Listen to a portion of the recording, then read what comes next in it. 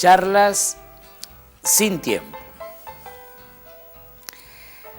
Estamos caminando sin apuros, sin tiempo, hacia el bicentenario de nuestra independencia patria. Qué lindo que es rememorar, releer y encontrar noticias viejas que son nuevas.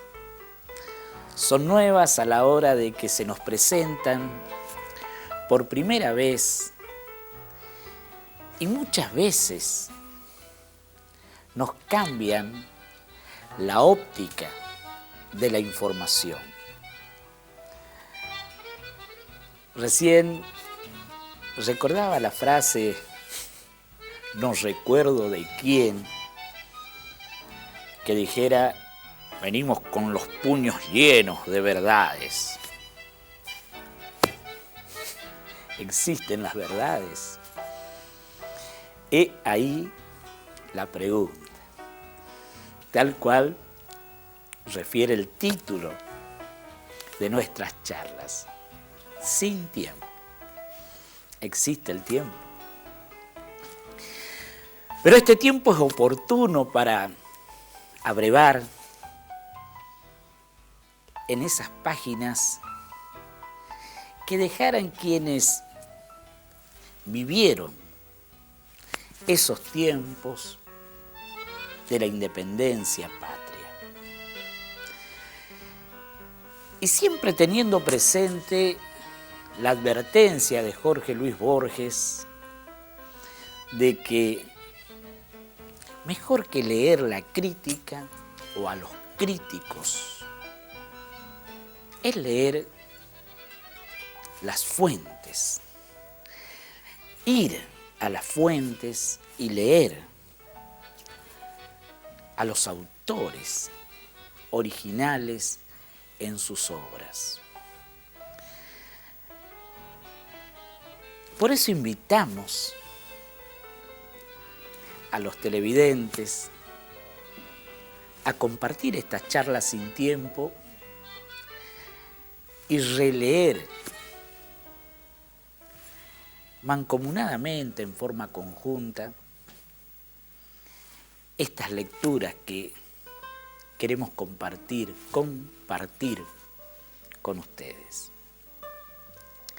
Así pudimos enterarnos en esas lecturas, por ejemplo, que entre Corrientes y Goya, los hermanos Robertson, esos comerciantes, viajeros, descriptores ingleses que hicieron la carrera Buenos Aires-Asunción, que después se establecieron en la provincia de Buenos Aires y que después de viejos para esa época, 1830, recalaron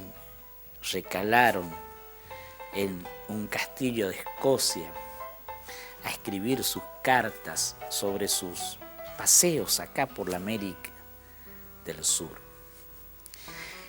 Ellos establecieron el correo de postas entre Goya y Corrientes y tenían como hombre de confianza a un correo, a un mensajero, un gaucho de ley, cuyo apellido se recuerda y era Leiva, quien tenía una puntualidad inglesa para la entrega de la correspondencia, las encomiendas, las estafetas, los mensajes.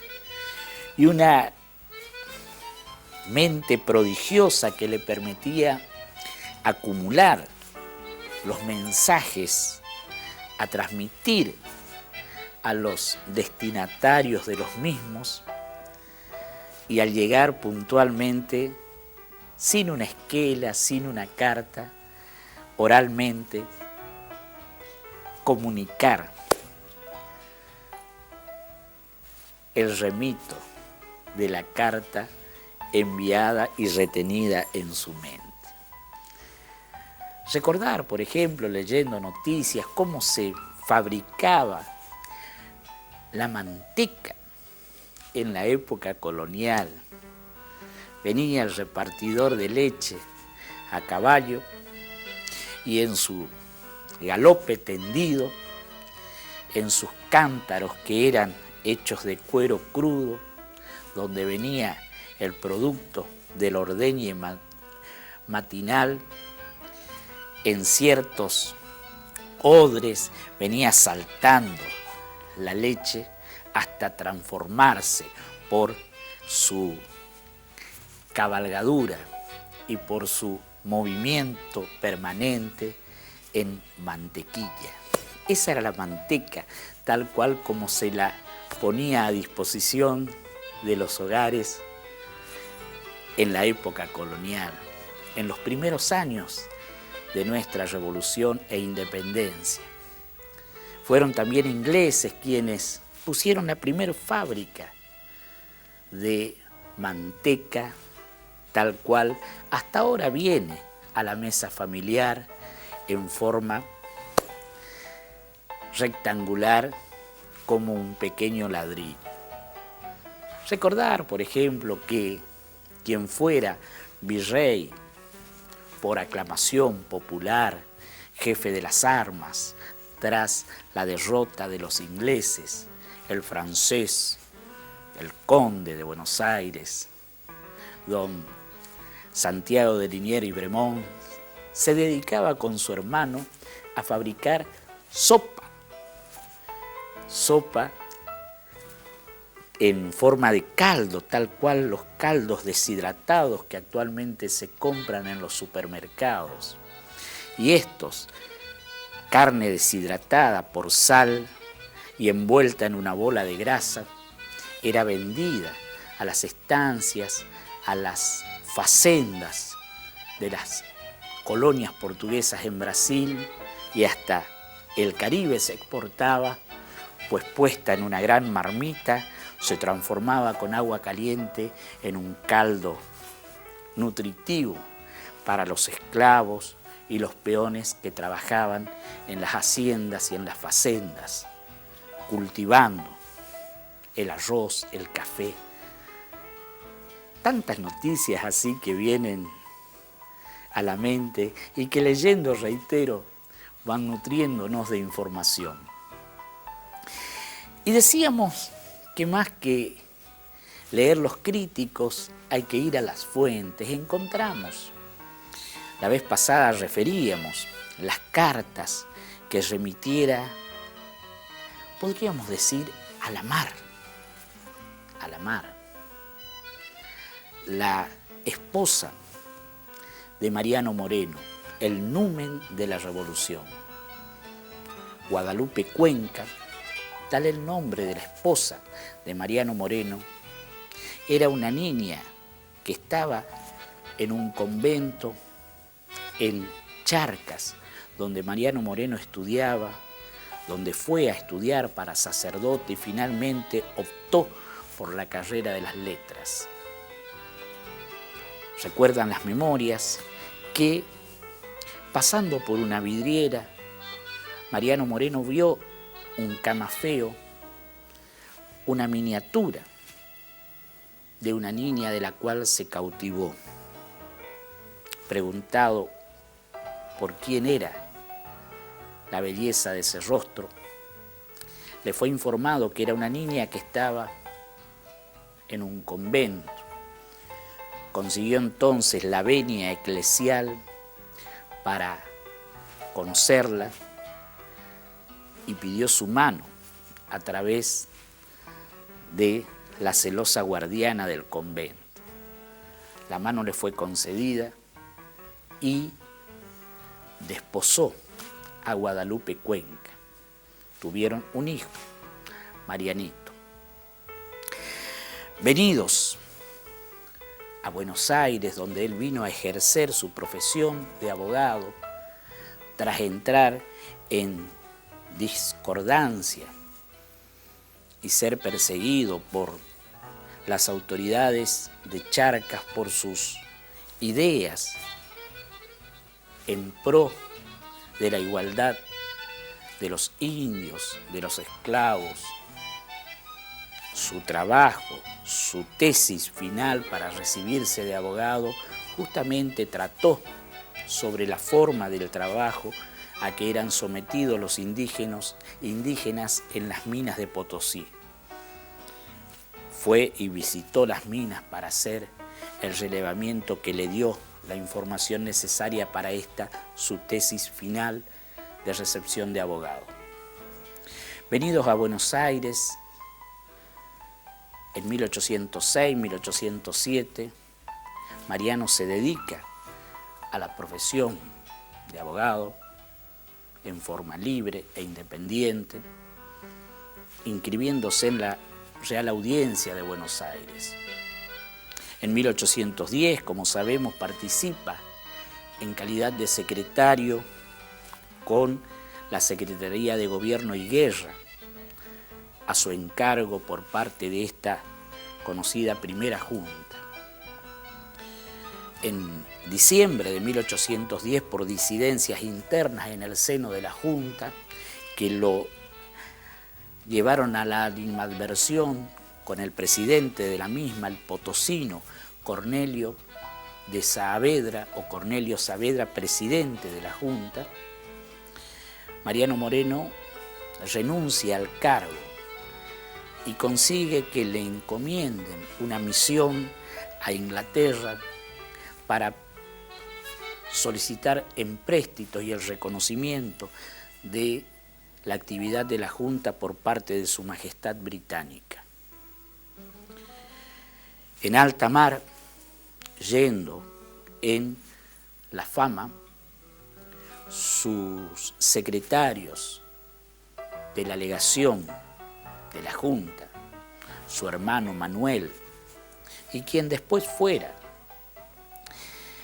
confidente, secretario privado y miembro de número relevante en la llamada logia de Lautaro, Guido, Tomás Guido, quien se halla o cuyos restos se hallan sepultados en la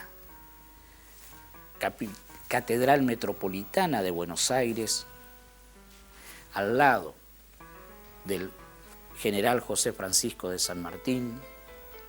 Tomás Guido, padre del poeta Guido y Spano, iba como secretario junto con Manuel Moreno de la legación de la cual iba al frente Mariano Moreno. En alta mar, a la altura del Río de Janeiro aproximadamente, estando los secretarios en la borda del barco y Mariano Moreno preso de una enfermedad propia del viaje en alta mar y con la salud quebrantada tras los 7 meses agitados que vivió en la actividad de esta primera junta, le he suministrado un emético por parte del capitán de la fragata con una dosis alta que le produjo su pronta entrada en coma, lo que podríamos decir hoy en coma médico, y su deceso final en marzo de 1811. La noticia de su muerte no llegó a Buenos Aires sino al mes de noviembre de 1811. En tanto, su esposa, Guadalupe Cuenca, le remitía misivas con los diversos barcos, mercantes, fragatas, que iban rumbo a la Inglaterra, en la confianza de que su esposo Mariano esperaba estas cartas. Las mismas fueron recopiladas y obran hoy a disposición de quienes quieran consultarlas, activando un enter en un buscador de internet, las cartas de Guadalupe Cuenca. son un reflejo de los primeros días, los primeros meses, la agitada vida de nuestros primeros gobiernos patrios. Cómo la vida cotidiana muchas veces influye en la alta política. Se refiere a cómo le eran tratados los adeptos o los partidarios de Mariano Moreno. Cómo Cornelio de Saavedra se entronizó en el cargo de presidente de la Junta y cómo fueron despojándose uno a uno de los adversarios pro-morenistas. Cómo las damas también tenían su influjo dentro de la política del Río de la Plata. La manera en que se refiere a la esposa de Cornelio Saavedra, doña Saturnina, realmente es asaz ejemplificativa e invitamos a compartir estas lecturas. Pero decíamos que muchas noticias nos cambian el ángulo muchas veces de la información. Y queremos compartir con ustedes porque de eso se trata nuestras charlas sin tiempo.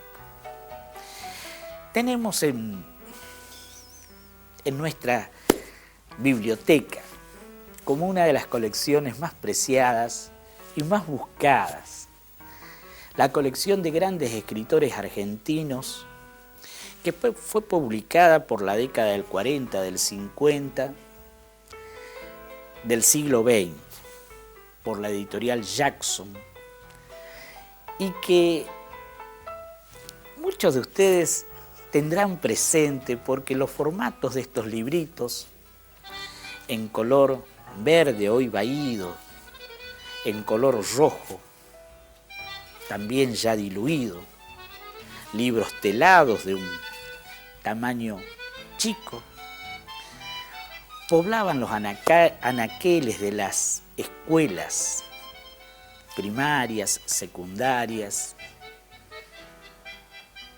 y de las bibliotecas populares a lo largo y a lo ancho del país.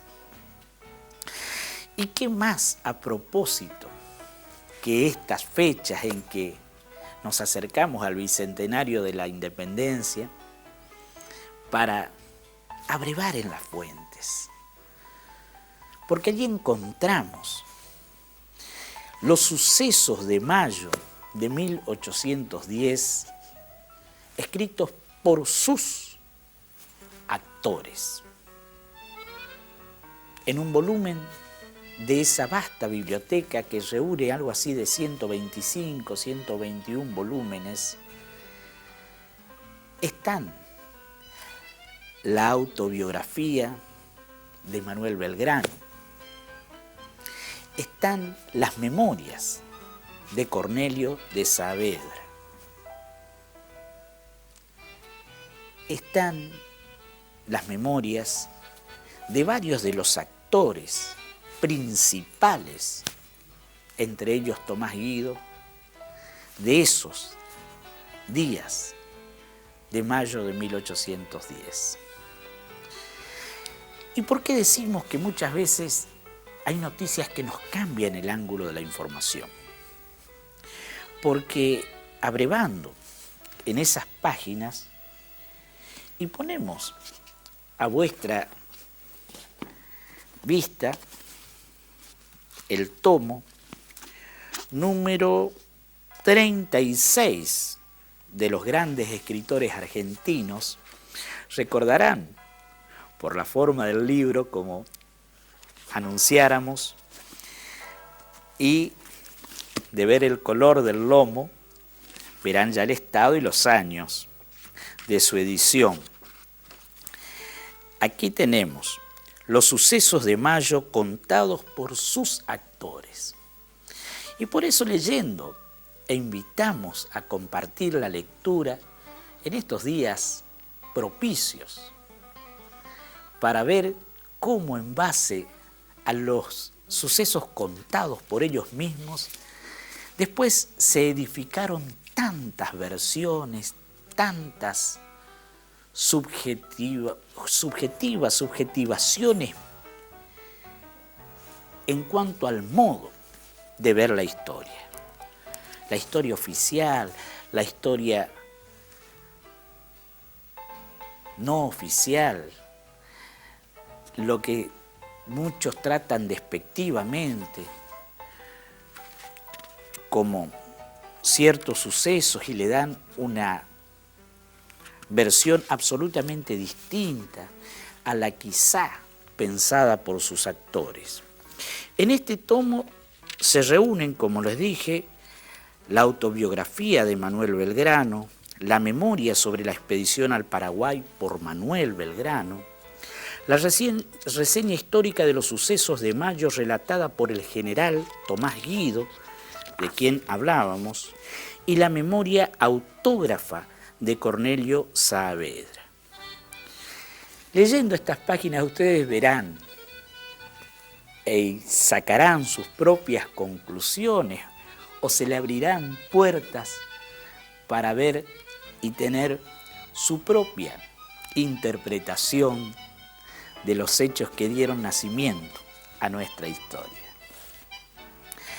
Y nos llegamos a esta colección por unas noticias encontradas en una obra titulada Las noticias secretas de América, del puntano, nacido en San Luis de la Punta de los Venados, qué lindo nombre el de la capital puntana, San Luis de la Punta de los Venados. Eduardo Belgrano Rawson, en esta obra que copia el título de un informe secreto que fue publicado en 1825 en Londres acerca de cómo era la vida y el desempeño de los funcionarios de la corona española relevados por dos espías que mandó la corona hacia finales del siglo XVIII a estas latitudes. Y allí encontramos en estas noticias secretas de América de Eduardo Belgrano Rawson referencias a otro que escribió sus memorias y que están recopiladas en esta obra que traemos para compartir con ustedes en 4 tomos. Vaya si escribió, porque siempre hablamos y recordamos y tenemos presentes las memorias póstumas de el coronel José María Paz. Pero pocas veces referimos las memorias de don Gregorio o del general Gregorio Araoz de la Madrid. Gregorio Araoz de la Madrid, apodado El Pilón. Imaginen, yo quiero que los invito a que hagamos una introspección.